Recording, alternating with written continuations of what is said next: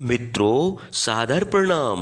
मित्रों, क्या आप जानते हैं महाभारत काल में सबसे श्रेष्ठ धनुर्धर कौन था, जिसकी धनुर्विद्या के आगे कर्ण अर्जुन भी पीछे थे, जिसे महाभारत युद्ध से दूर रखा गया था।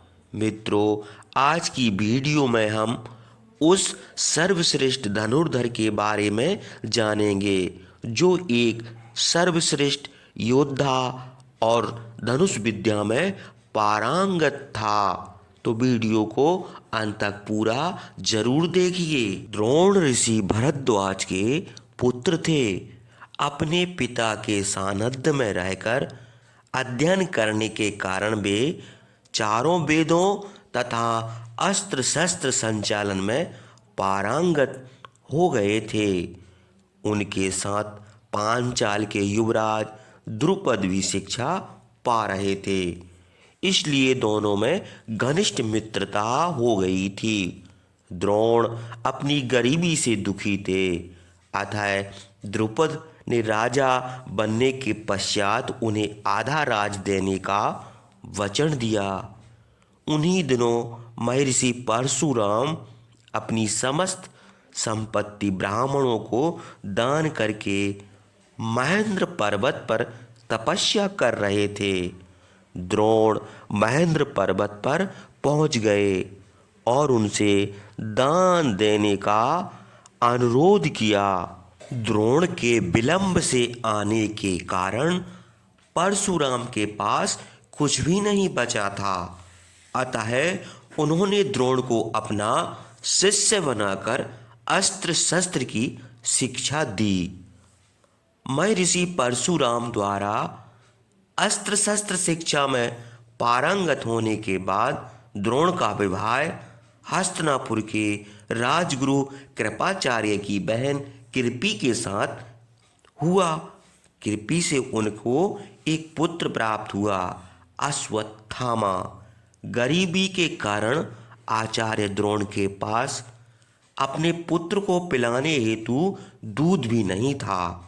तभी उन्हें अपने मित्र द्रुपद के पास जाकर उसका वचन याद दिलाने की बात सूझी, लेकिन सत्ता के अहंकार में पांचाल राज द्रुपद ने उन्हें अपमानित करके वापस भेज दिया। दुख और अपमान से क्रोधित द्रोण ने भविष्य में द्रुपद को दंड देने की प्रतिज्ञा कर ली। तत्पश्चात आचार्य द्रोण कृपाचार्य के साथ रहने के लिए चले गए। एक दिन द्रोण कहीं जा रहे थे, तभी उन्होंने देखा कि अनेक राजकुमार एक कुएं के पास खड़े हैं। वे वहां गए, सबने उन्हें प्रणाम किया। परिचय पूछने पर एक राजकुमार ने विनम्र स्वर में कहा, मैं महाराज पांडु का पुत्र युधिष्ठिर हूँ। ये मेरा अनुज महाराज धृतराष्ट्र का पुत्र दुर्योधन है। हम लोग की गेंद इस कुएं में गिर गई है, इसलिए हम उसे निकालने का प्रयत्न कर रहे हैं। युधिष्ठिर के स्वभाव से प्रसन्न होकर आचार्य द्रोण ने घास का एक तिनका उठाया और उसे एक तीर की भांति गेंद पर मार दिया। निशाना अचूक था, तिनका गेंद में फंस गया। फिर उन्होंने कई तिनके को एक दूसरे के ऊपर मारते हुए एक श्रृंखला बनाई, जिसके द्वारा गेंद को ऊपर खींच लिया गया। सभी राजकुमार उस ब्राह्मण के कौशल से बहुत प्रभावित हुए। वे उस अज्ञात ब्राह्मण की प्रशंसा करते हुए अपने महल में लौट आए। उस धनुर्धर ब्राह्मण ने राजकुमारों का मन मोह लिया था। जब भीष्म ने इस घटना के बारे में सुना तो वे आचार्य द्रोण को पहचान गए। दोनों ने एक साथ महर्षि परशुराम से शिक्षा ली थी। तत्पश्चात उन्होंने आचार्य द्रोण को महल में सादर आमंत्रित किया और उनसे राजकुमारों को शस्त्र शास्त्रों की शिक्षा देने का आग्रह किया। भीष्म का आग्रह स्वीकार करके आचार्य द्रोण हस्तिनापुर के राजकुमारों के गुरु बने। पांडवों और कौरवों के साथ साथ उनका पुत्र अश्वत्थामा भी उनसे शिक्षा ग्रहण करने लगा। आचार्य द्रोण ने अर्जुन की योग्यता पहचान कर उसे श्रेष्ठ धनुर्धर बनाने का निश्चय किया। शीघ्र ही अर्जुन हर प्रकार के शस्त्र अस्त्र संचालन में अत्यंत निपुण हो गया। एक बार आचार्य द्रोण ने परीक्षा लेने हेतु पेड़ की ऊंची डाल पर लकड़ी की एक चिड़िया रखवा दी और सभी राजकुमारों से उसकी दाईं आंख पर निशाना लगाने को कहा। लक्ष्य भेदने से पहले द्रोण ने प्रत्येक शिष्य से पूछा कि उसे क्या दिखाई दे रहा है। कुछ राजकुमारों ने कहा कि उन्हें पेड़ की डाल, लकड़ी की चिड़िया, टहनियाँ और पत्ते दिखाई दे रहे हैं। गुरु द्रोण ने उन्हें निशाना लगाने से मना कर दिया। जब उन्होंने अर्जुन से पूछा तो उसने कहा कि उसे केवल चिड़िया की दाईं आंख दिखाई दे रही है। आचार्य द्रोण ने अर्जुन से तीर चलाने को कहा और अर्जुन ने सीधे चिड़िया की दाईं आंख में तीर मार दिया। यह देखकर आचार्य द्रोण बहुत खुश हुए। हस्तिनापुर के निकट जंगल में निषादों का एक कबीला था। निषाद बहुत बहादुर और शांति प्रिय होते हैं। उनके सरदार का एक पुत्र था, एकलव्य। एकलव्य को तीरंदाजी में बहुत रुचि थी।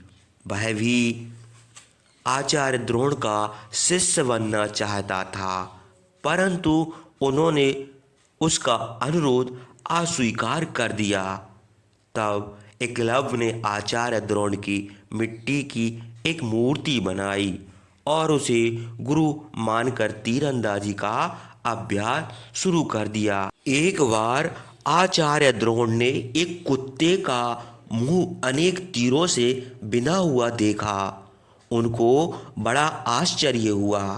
वे जंगल में आगे बढ़े। तभी आचार्य द्रोण ने देखा कि एक तेजस्वी युवक उनकी मिट्टी की मूर्ति के सामने तीरंदाजी का अभ्यास कर रहा है। उसे देखकर आचार्य द्रोण अचंभित रह गए।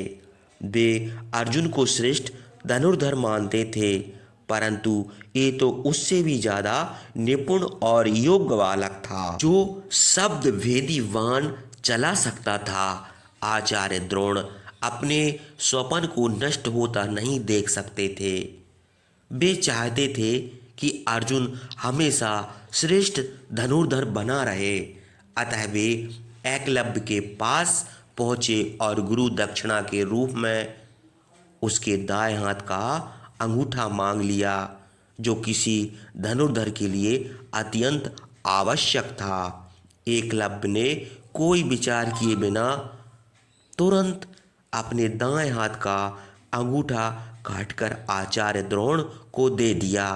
एकलव्य का समर्पण भाव देखकर आचार्य द्रोण अत्यंत प्रसन्न हुए।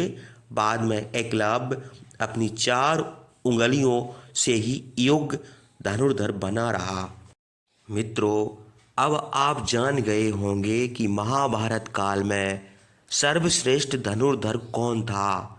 अगर आपको वीडियो अच्छी लगी हो तो लाइक तथा शेयर जरूर कर दें और हमारे चैनल को भी सब्सक्राइब कर दें।